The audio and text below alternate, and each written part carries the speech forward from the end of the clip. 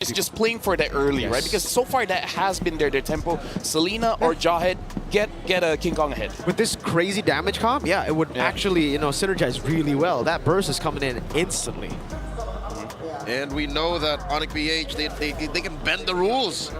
They don't need coverage. They don't need a late game insurance policy for clear waves. They can win without taking any lords. So, yeah, I support the Jawhead. But what else? Kirk doesn't have a hero. CC. What'll go against the Phobius? I don't think you go CC anymore because you're up against the Tigreal, right? Yeah. So much CC, there you go. You go, all right, yeah, frontline. If they go Jawhead, they need a frontline. They need someone as beefy because Jawhead, he ain't too beefy. Big question, what's the goal laner, man? This is the big question. I mean, I don't know, like, lane-wise, Claude maybe, but I don't know if that's enough. I think that Claude makes a little more sense here because Bruno would struggle against the Goliath pathway. And the Haya. And the Haya as well. We'll see how this plays out, what Toy has left. Claude Purify. Claude Purify? You still need it. Yeah. You do. It's funny and it's sad, but it's true. Because, what else, right? What else? Yeah, it's either Claude or Bruno, really, unless they want to pull a Marco and go 1-1, but there's already a Hayabusa in place so that the 1-1 will have a bad time. Man, this is a difficult one to watch. LaFell, which draft are you leaning into? Super Friends, Louis, Brusco, Jawhead, Kelra on that Granger. This King is Kong on the Haya. This is Let's just name everything. Yeah. I mean, Kirk on the Hylos. I don't know what else to say. Yeah, I mean, I think that ONIC PH definitely is coming in with an advantage in the drafting section. I wonder what Kescute had in mind with this draft, and maybe we'll see it in the game. So Leo and as well as Mirko take us in for game number 2.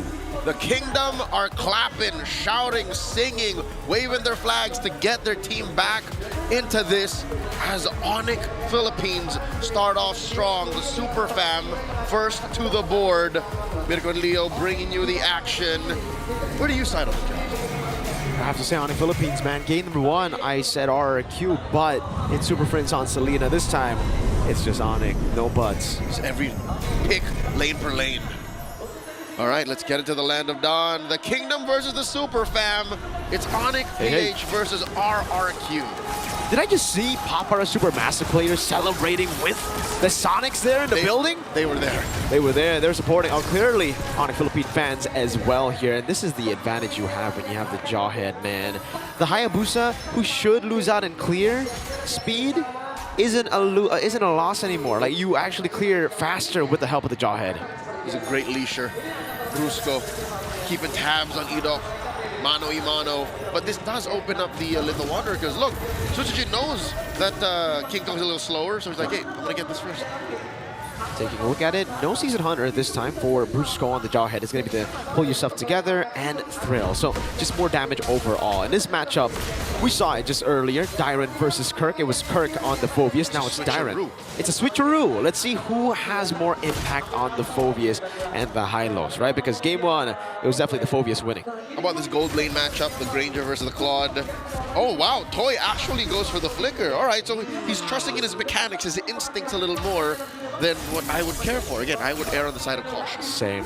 I do the same, especially up against this very scary composition when it comes to CC. Yes, you will be able to flicker out the unstoppable force, but if it's chained together with other CC, it'll be very dangerous, my friend. And even, again, I guess he's thinking that he wants to flicker out of the Shadow Kill. That's what I'm thinking about, right? In the early game. More reliable than purifying the Quad Shadow. Yeah, would rather flicker into your allies to spread the damage. But that'll force RRQ Hoshi to play a certain way. Now, talking about lane to lane, the way this game has gone, it's relatively slow, 2 minutes in, no action just yet. It's ONIC PH first to the pit, 3 members circling. Edok can only watch. So it's just taking a while. Yep. It's gonna go on the orange buff. Kirk is gonna be shoved back over to Dyron. He's not interested though. Gets stunned up. Rin's in the back all alone. Pops in the Crimson Beacon. Will be engaged on by King Kong. Rin's still able to survive now. Suchijin jumps into the back. Doesn't have. Oh, electrifying beats. And Jusin Rins was able to pick him up back to the electrifying beats. Oh, all the way in the center of the map. They collapse onto ONIC. 2 down already. Kirk and King Kong. It's all Kingdom, baby. Uh-oh, that ejector might have just played into his demise. Brusco, taken down, but Super Friends gets gets a double with that yin-yang reaction. A smooth operator, the Monster Mage is, but he could not take out the key members of RRQ Hoshi to slow down the turtle take. The Kingdom take the first major neutral. Wow. It looked so one-sided, and then Super Prince said, nah, I'm gonna get a few trades in, an instant double, as he just waited in the bush for that ambush. But again, we have to acknowledge the fact that when you have the play in the paint, when it's all in AoE, just these little skirmishes, RRQ Hoshi are at an advantage. Even when eventually Toy joins, ONIC PH don't want to fight like that. So it's all about priority, and RRQ Hoshi, despite ONIC being the first to the scene, were out of their breath. It was all initiative for RRQ, so that's one thing RRQ drafted into. We just have to consider how they use that for the gold lane. What a bait, though, again, for Rin. See Crimson Beacon very early. Hold up, another shove over to Kirk. All inning onto the horse. Revitalize used up, brought back again. The horse stays alive. Kirk refuses to take that lion down. So far, RRQ Hoshi are putting the pressure where it's necessary. Again, they know that they have a lead. 500 leading up to more at 4 minutes. How does ONIC PH thread the needle here? How do they say, hey, we have to win somewhere, and where is that besides the gold lane? I don't think they're in any rush. They can wait for, again, the mid-game. Later on, King Kong will hit his power spike. I think everybody will hit their power spike, and then they could utilize the diversion to create an angle of an attack up against RRQ, because right now it does seem like this front to back for RRQ is a bit too strong. They have so much CC that they can chain together, and it works. The synergy is great. Edoc gets an implosion. You get demonic force procs on everybody, and then you just see Dyron start jumping. Yep, it's an angle that none from RRQ could expect. That's the only way ONIC wins from the early to mid before them power spikes. Turtle spawning here, lower corner of the map, 10 seconds. ONIC PH, how do they approach this? It seems like they're sending their roamers over there already. Check in.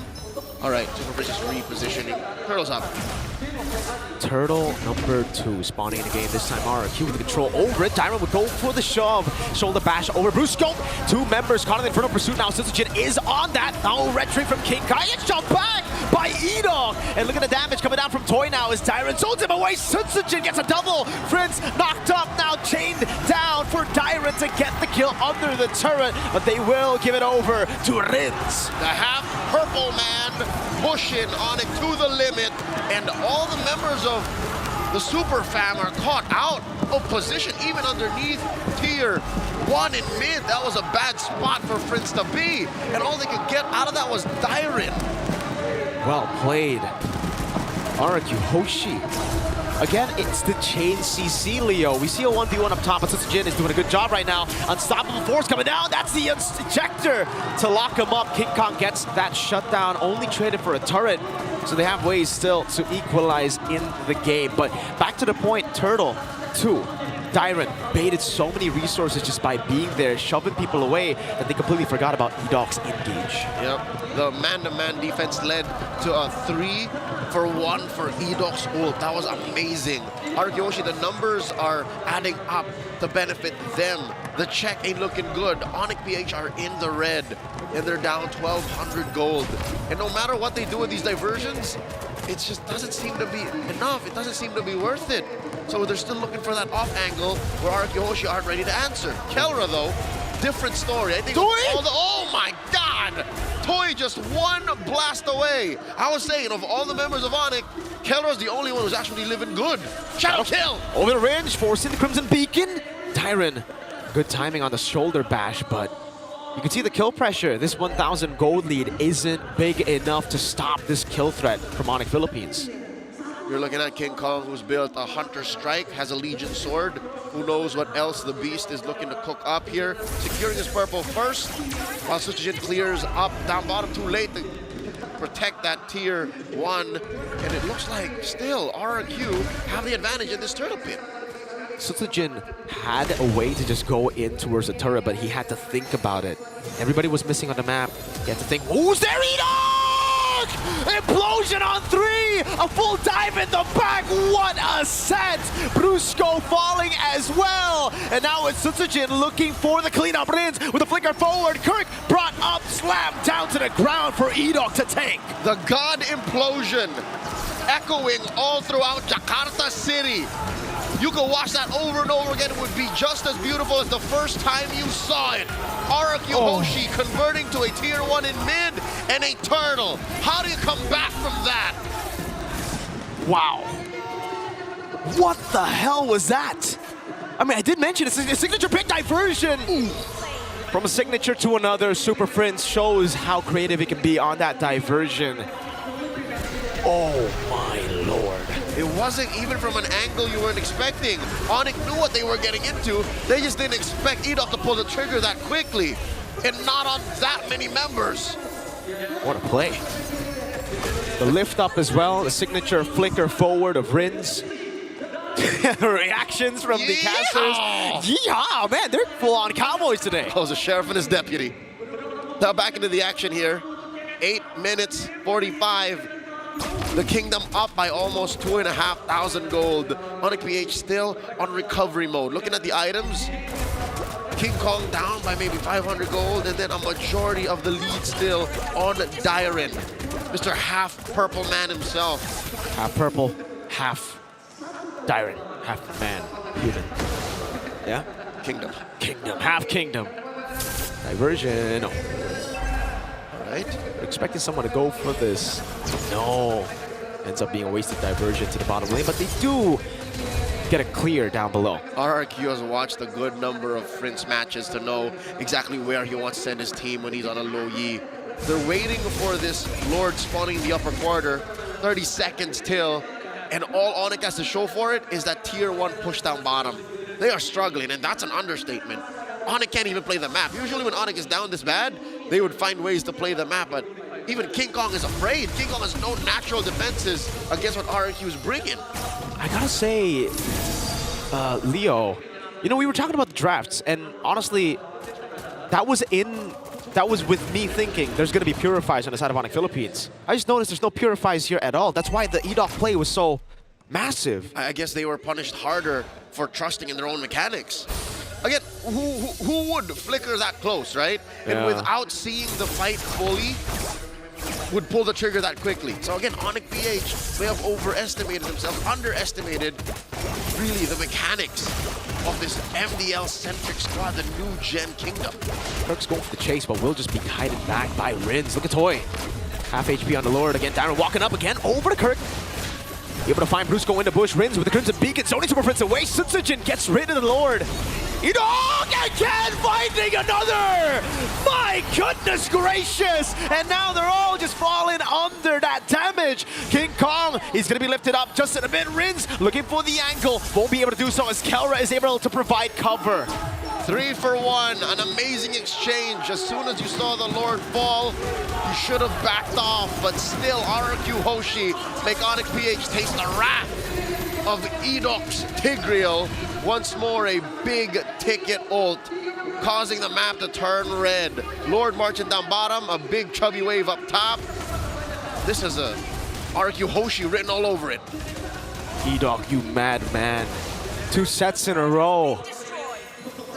My goodness, now Rin's gonna be engaged on. Shadow Kill has the flicker out, but it's still gonna be a kill. Too many stacks on him.